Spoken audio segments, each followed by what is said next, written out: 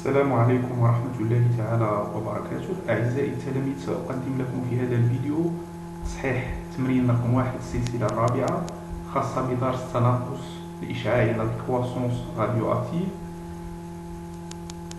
هذا التمرين شامل ويغطي الدرس كاملا، وأيضا خاص بالثانية بكالوريا خيار فرنسية، علوم رياضية، علوم فيزيائية، علوم الحياة والأرض. Donc, on a le lit de vache contient du fusion CS137 dont l'activité, le temps de demi-vie est égal à environ de 30 ans. On considère que l'activité du lit de vache est uniquement à la présence de fusion 137. Donc la première question, puisque une particule alpha est donnée sa présentation symbolique sous la forme x à z. La deuxième question, puisque une particule bêta moins et puisque une particule bêta plus. 3. Le césium 137 est radioactif bêta moins. Expliquer ce que cela signifiait et écrire l'équation qui le montre. Le document ci-contre donne la courbe représentant les variations de l'activité grand A du litre de lit en fonction de temps. Ici, il y a la courbe de l'activité en fonction de temps. Donc, la question 4, donner la loi de décroissance radioactive. 5. Définir T1 demi, le temps de demi-vie d'un élément radioactif ou bien d'un échantillon radioactif.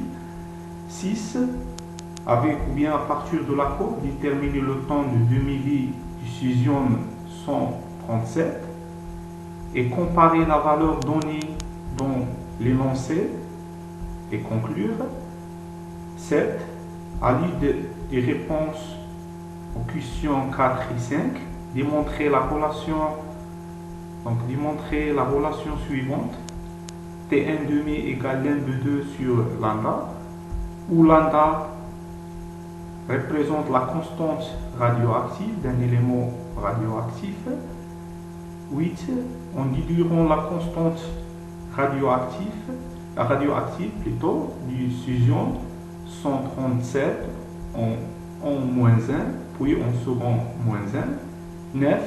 Définir l'activité A et donner son unité dans le système international. 10. On rappelle que l'on peut définir l'activité d'un échantillon par la relation A égale moins du d1 sur du d-t. Utiliser celle-ci et la loi de décroissance radioactive pour retrouver la relation entre A, l'activité, et N, le nombre du noyau d'un échantillon à l'instant T. 11. Déterminer le nombre de noyaux radioactifs du césium 137 présent dans un litre de lit à la date, mais à l'instant T égale à 0. 12. On déduire la concentration molaire volumique. D'accord, on déduire la concentration molaire volumique en césium 137 du lit de la vache. La dernière question, au bout de combien de temps ne restera-t-il plus que 1% du noyau du césium 137 radioactif? Donc maintenant il faut stopper la vidéo et essayer de répondre question par question.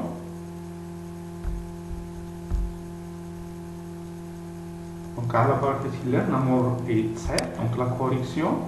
Donc pour la première question, donc 1, puisque une particule alpha est donnée sa présentation symbolique sous la forme x à z, donc la particule alpha, vous avez déjà vu dans le cours, donc la particule alpha émise donc lorsqu'on a un noyau radioactif pair, instable, il désintègre, il donne une particule, il donne un noyau fils plus un particule alpha. Donc avec la particule alpha, toujours c'est le noyau de l'hélium.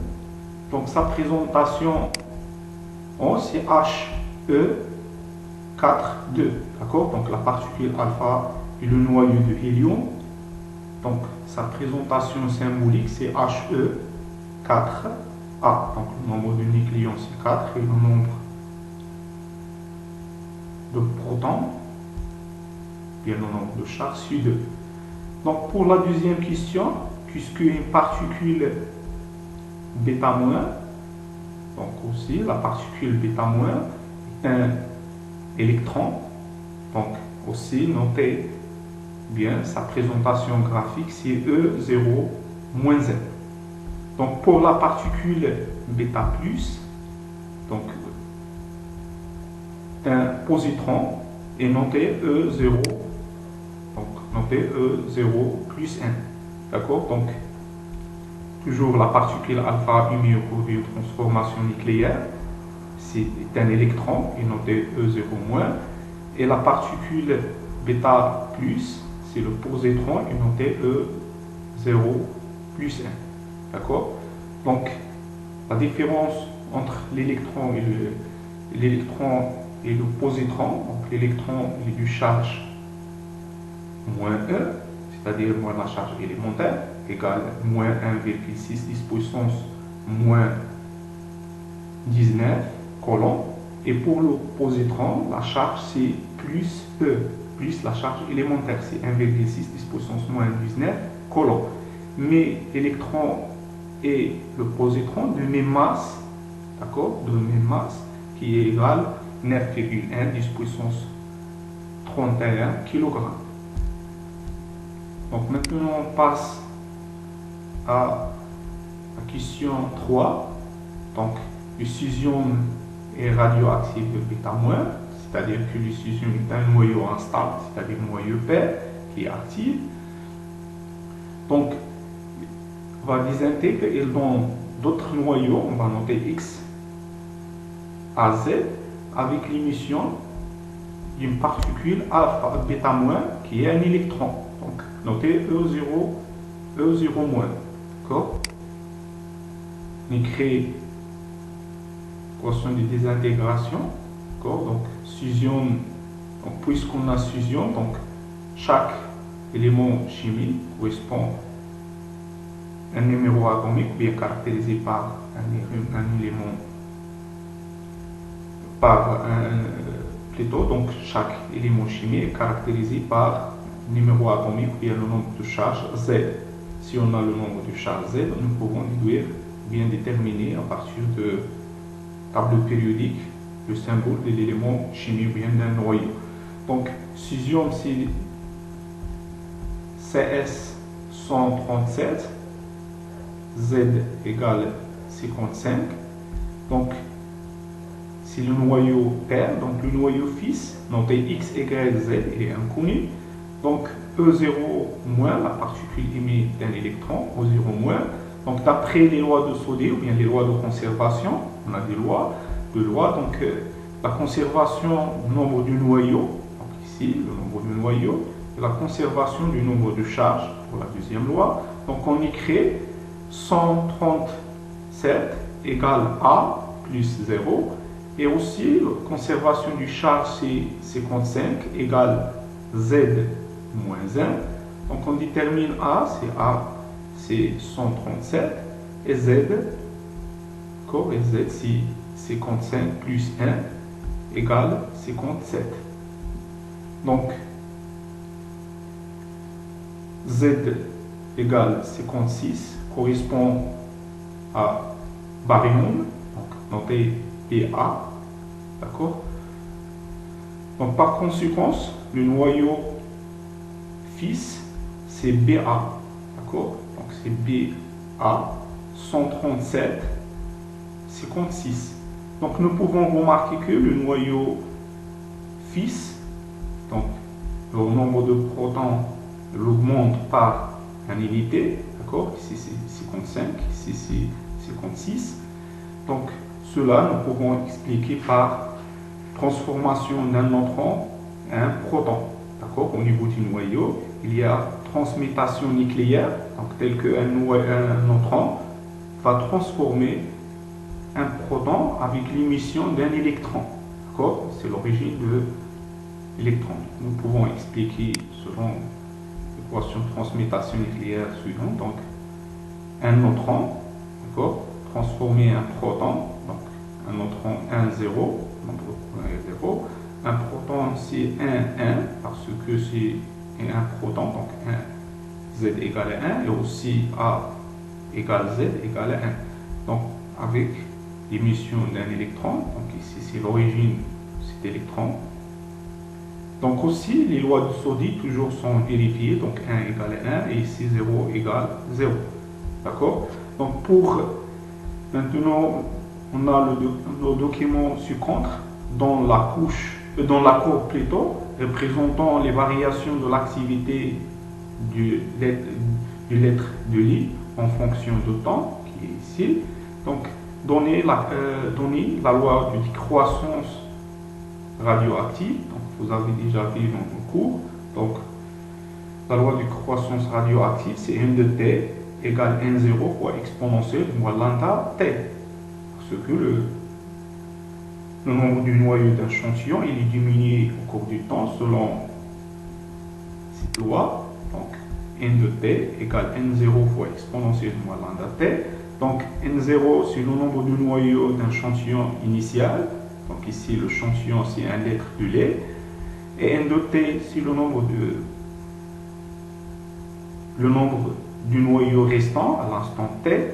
Et lambda, une constante radioactive. D'accord? Donc, maintenant, on passe à la question 5. Donc, définir le temps de demi-vie. D'accord? Le temps de demi-vie, c'est T1,5, d'un élément radioactif bien d'un échantillon. Donc, le temps de demi-vie, c'est la durée nécessaire, ou bien c'est la durée correspondant à la désintégration de la moitié du nombre du noyau d'un échantillon. D'accord? Toujours, c'est le temps nécessaire, ou bien le temps correspondant à la désintégration de la moitié du noyau d'un échantillon, ou bien du noyau présent dans l'échantillon. D'accord? C'est-à-dire n de t, n,5 égale n0 sur 2. D'accord? Pour la question 6, à partir, ou bien avec la courbe, déterminer le temps du demi-vie. Donc ici, il y a la courbe de l'activité en fonction de temps, et comparer la valeur donnée dans l'énoncé et conclure. D'accord? Donc, on a à l'instant t égale t1,5, l'activité A de t, bien pour n, c'est n de t égale n0 sur 2. Et aussi pour l'activité, c'est ça aussi, A de t1,5 égale A0 sur 2. Ici, pour déterminer A0, on a divisé l'échelle. Donc, chaque division correspond à 10 becquerels. Donc, ici, 10, 20, 30, 40, 50, 60, 70, 80. Donc, A0 égale 80 becquerels. Donc, 80 sur 2, c'est 40. On fait la projection. Donc, ici, c'est A de t1,5, c'est 40 becquerels. Donc, on fait la projection. On trouve t1,5, d'accord, le temps de demi-vie égale 30 ohms. Toujours, il faut faire attention pour l'unité. Ici, il y a l'unité en ohms. Donc, t1,5, c'est t1,5 égale 30 ohms. D'accord? Donc ici, plutôt, il faut mettre A, c'est pas N, parce qu'on a l'activité. C'est A de t1,5 égale A0 sur 2, c'est 80. Sur 2, c'est 40. On fait la projection. Donc, nous pouvons remarquer que cette valeur trouvée donc, expérimentalement, c'est la même valeur donnée dans l'énoncé. Donc, on a le temps de demi-vie est égal environ de 30 ans, à peu près sont égaux. Donc, nous pouvons conclure que la valeur théorique elle est très proche à la valeur expérimentale. Donc, pour la question 7, à l'aide des réponses aux questions 4 et 5, démontrer la relation suivante, T1 demi égale lambda 2 sur lambda. Donc avec lambda, la constante radioactive d'un élément radioactif. Donc, on a déjà dans la question 4, on a rappelé par la loi de décroissance radioactive, c'est n de t égale n0 exponentielle moins lambda t. Pour la question 5, on a déjà défini T1 demi. Donc c'est le temps, bien la durée nécessaire pour que la moitié du noyau, d'accord, la moitié du noyau d'un échantillon sont des intégres, d'accord. Donc à l'instant T1 demi, nous pouvons écrire n de T1 demi égale n0 sur 2, d'accord. À T1 demi égale n de T1 demi égale n0 sur 2. Donc on remplace n de t ici dans la loi de décroissance radioactive, donc T1 demi, c'est n0 exponentielle de moins lambda T1 demi. Donc on simplifie par 16 lobe n0, n0, il reste n demi égale exponentielle de moins lambda T1 demi. D'accord, donc ici l'exponentielle, on introduit la fonction réciproque. L'exponentielle c'est l'un, fonction logarithmique périen. Donc on a déjà fait le rappel mathématique dans la vidéo précédente, vous pouvez revenir. Donc l'un de l'exponentielle et ici l'un de 1 demi, donc si l'un de 1 moins l'un de 2. Donc l'un de exponentielle de moins lambda T1 demi, c'est moins lambda fois T1 demi. Donc l'un de 1 égale à 0, donc il reste moins l'un de 2 égale moins lambda T1 demi, on simplifie aussi par moins. Il reste T1 demi égale l'un de 2 sur lambda. Donc c'est l'expression de T1 demi. On a trouvé l'expression de T1 demi, donc toujours égale l'un de 2 sur lambda. La question 8. Donc, on déduit la constante radioactive de solution, de fusion plutôt, donc fusion 137 en moins 1, puis en second moins 1. Donc, on a l'expression précédente, donc lambda va égal l'un de 2 sur T1 demi. Donc, on a déjà déterminé la valeur de T1 demi, d'accord, on a trouvé 30. Donc on fait l'application numérique, donc T1 demi, ce qui implique que lambda égale l'un de 2 sur T1 demi. Donc on fait l'application numérique, on trouve ici donc égale 2,31, 10 puissance moins 2 en moins 1. Donc pour trouver la constante radioactive dans le système international des unités, donc on peut exprimer T1 demi en secondes, donc on a 30 ans. Chaque an contient 365 jours. Donc chaque jour contient 24 heures. Donc chaque heure 60 minutes fois 60 pour exprimer une minute en secondes. Donc c'est fois 3. 60 fois 60, c'est 3600. Donc, application numérique, on trouve lambda égale 7,32 10 puissance moins 10 secondes moins 1. Donc, l'unité internationale de lambda, c'est secondes moins 1. Pour la question 9, d'accord, donc pour la question 9, définir l'activité et donner son unité dans le système international, donc l'activité échantillon. Donc toujours représente le nombre de désintégrations par unité de temps, d'accord. Et عدد تساوي وحدة الزمان في الثانية. Donc son unité internationale, c'est Becquerel, et نسبة لبيكريل, Henri Becquerel, qui découvrirent la radioactivité en 1896. D'accord? Donc ici la définition, toujours, si le nombre, l'activité, notée A, petit a ou bien grand A, c'est la même chose. Donc si le nombre de désintégrations par l'unité de temps, donc son unité dans le système international, c'est becquerel. Donc becquerel, donc chaque becquerel correspond à le nombre de désintégrations par l'unité de temps. C'est-à-dire par exemple 10 becquerel, ou bien ici c'est 80 à 0, c'est 80 becquerel. Et 80, c'est-à-dire 80 désintégrations pour un second. Et 80 septut correspond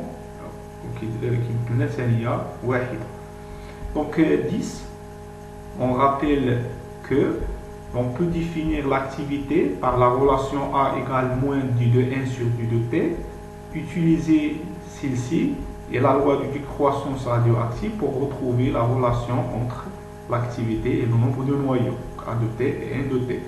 Donc déjà on a N de T, la loi de décroissance radioactive, et c'est N de T égale N0 exponentielle de lambda T.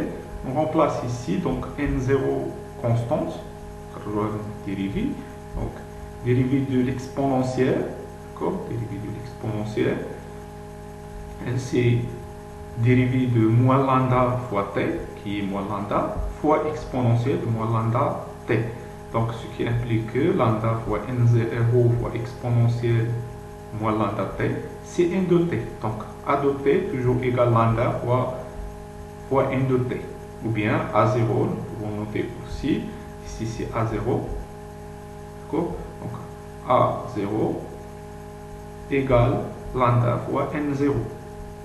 Et nous pouvons écrire aussi A de T égale A0 fois exponentielle de moins lambda. C'est la loi de décroissance radioactive ou bien de l'activité.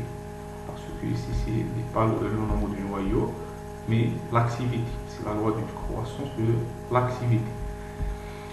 Donc, maintenant pour la question 11, déterminer le nombre de noyaux radioactifs de césium 137 présents dans un litre de litre à l'instant T égale à 0. Donc, ainsi que N ou bien A0 égale lambda fois N0, c'est-à-dire que N0 égale A sur lambda. Donc, application numérique, on a A0 égale 80. Ici, lambda, il faut exprimer en unité internationale. Donc, parce que A en becquerel, c'est-à-dire le nombre de désintégrations par seconde. Donc ici, il peut être aussi second moins 1 pour simplifier, pour trouver le nombre de désintégrations ou bien le nombre de noyaux. D'accord? Donc, lambda c'est 80, plutôt A0 c'est 80, lambda 7,32 10 puissance moins 10. Donc, application numérique, on trouve N0 égale 1,0 10 puissance 11 noyaux. Donc, le nombre de noyaux initial dans un litre, c'est 1,09 10 puissance 11. Donc, toujours le nombre de noyaux, il est grand. Il faut trouver ici la valeur 10 puissance plus que 10. D'accord? Donc, 9. Donc, plutôt la question 12, on déduire la concentration molaire en solution, en fusion 137 de la vache. Donc, pour trouver la concentration, on a la concentration égale la quantité de matière sur le volume. Et on a aussi la quantité de matière, c'est le nombre de noyaux sur la constante d'Avogadro, bien le nombre d'Avogadro plutôt, égale aussi, on remplace n par A sur lambda. On a déjà démontré que A égale n fois lambda, c'est-à-dire n égale A sur lambda. D'accord? On remplace ici, c'est n, on trouve A de T sur lambda fois B, donc on remplace ici. Donc avec A, c'est A0 fois exponentielle de moins lambda, d'accord? On a trouvé l'expression de concentration, d'accord, en fonction de temps. Donc égale A0, donc ici c'est 0 égale A0 fois sur V fois lambda fois N0. Donc nous pouvons faire l'application numérique pour déterminer la concentration molaire initiale à l'instant t égale à 0. Donc on trouve la valeur suivante. Donc ici à 0, lambda et V égale à 1 litre. Donc la constante, ou bien le nombre d'Avogadro, c'est 6,02 10 puissance 23. Application numérique, on trouve la concentration, c'est égal à 1,81 10 puissance moins 11 moules par litre. D'accord? Donc la concentration molaire. Donc ici on a simplifié second moins 1 avec second moins 1. Le nombre d'Avogadro moule moins 1 vient le moule donc et par litre. D'accord? Pour la dernière question, donc au bout de combien de temps ne restera que 1% du noyau de césium 137 radioactif. D'accord? On a le nombre de noyaux égal A sur lambda, d'accord, égal aussi A0 sur lambda exponentielle de moins lambda T. Donc, maintenant, il faut chercher l'instant T. Donc, il faut déterminer le temps. Donc, on a A0 connu, lambda il est connu, exponentielle ici il est connu. Donc, à l'instant T, on a seulement, il reste 1 sur 1%. D'accord, du noyau radioactif, donc égal 1 fois N0 sur 100. Donc on simplifie N0, donc A0 sur lambda c'est N0, on simplifie A0, ça c'est N0 avec N0, il reste exponentielle de moins lambda T sur 1 sur 100. Donc on introduit la fonction réciproque de l'exponentielle, c'est l'un, donc elle donne moins lambda T. Ici, l'un de 1 sur 100, c'est l'un de 1 moins l'un de 100. On simplifie, donc ça égale à 0, il reste ici, on simplifie par le moins, il reste t. Donc t égale l'un, il y a logarithmique périen de 100 sur lambda. Application numérique, donc ici nous pouvons utiliser en nom. Donc on a déjà déterminé la valeur de constante radioactive en nom, donc c'est 2,31 10 puissance moins 2. Application numérique, on trouve 199,36 ohms. D'accord? أي من بعد شتنا 99% يتبقى فقط 1% المدة مطلوبة وهي 199 تقريبا 200 سنة.